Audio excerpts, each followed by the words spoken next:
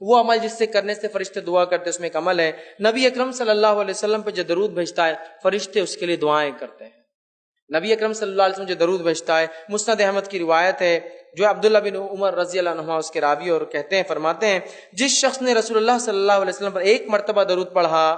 اللہ تعالیٰ اس کے فرشتے اس پر 70 مرتبہ درود بھیجتے ہیں۔ جس شخص نے ایک مرتبہ اللہ کے رسول صلی اللہ علیہ وسلم پہ درود بھیجا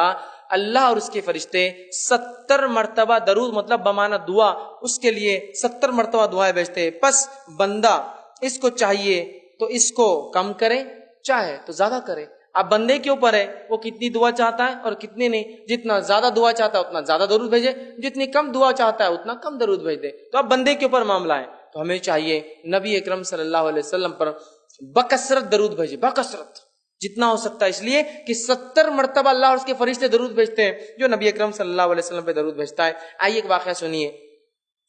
جو ہے ابی بن کعب جو ہے رضی اللہ عنہ جو ہے وہ فرماتے ہیں، جامع ترمذی میں یہ روایت آتی ہے، وہ ایک مرتبہ اللہ کے رسول صلی اللہ علیہ وسلم کے پاس حاضر ہوئے، حاضر ہو کہا کہ میں نے کہا اللہ کے رسول صلی اللہ علیہ وسلم میں بہت زیادہ درود پڑھنا چاہتا ہوں، تو آپ میری رہنمائی کریں کہ میں اپنی دعاؤں کے کتنے حصے کو درود پر مشتمل کروں اور کتنے حصے میں اپنے لیے دعا مانگوں۔ اور پھر انہوں نے کہا اور میں کتنا حصہ مخصوص کروں دعاؤں کے لیے اور کتنا حصہ آپ کے لیے، تو آپ نے فرمایا تو جت قدر چاہے اتنا، جتنا پسند کرے کرے۔ تو انہوں نے فرمایا صحابی نے کیا 1/4 1/4 حصہ میں اپنی دعاؤں کا درود کے لیے مخصوص کر دوں؟ تو آپ نے فرمایا ٹھیک ہے، جس قدر تو چاہے، تمہارے لیے تو بہتر ہوگا، ٹھیک۔ تو پھر انہوں نے کہا کہ اللہ کے رسول کیا آدھا میں کروں؟ تو آپ نے کہا تم جس قدر پسند کرو، لیکن اگر اس سے زیادہ کرو اور اچھا ہے۔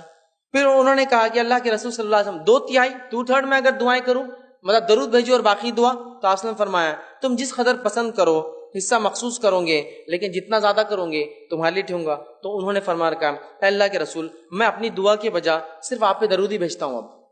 کیونکہ آپ نے پاؤ کہا تو آپ نے کہا زیادہ کرے تو بہتر ہے، میں نے آدھا کہا تو آپ نے کہا زیادہ کرے تو بہتر ہے، میں نے 2/3 کہا تو آپ نے کہا زیادہ کرے تو بہتر ہے، اب میں کیا کرتا ہوں صرف آپ پہ درود بھیجتا ہوں۔ تو آپ نے فرمایا کہا تو پھر تو تمہارے غموں کی کفایت کی جائیں گی،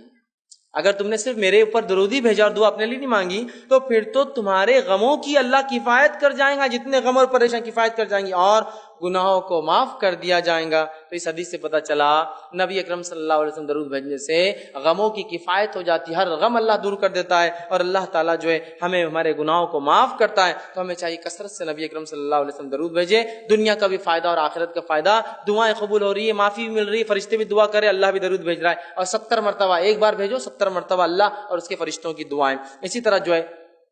وہ عمل جس کے کرنے سے فرشتے دعا کرتے ہوئے غیر حاضر مسلمان بھائی کے لیے دعا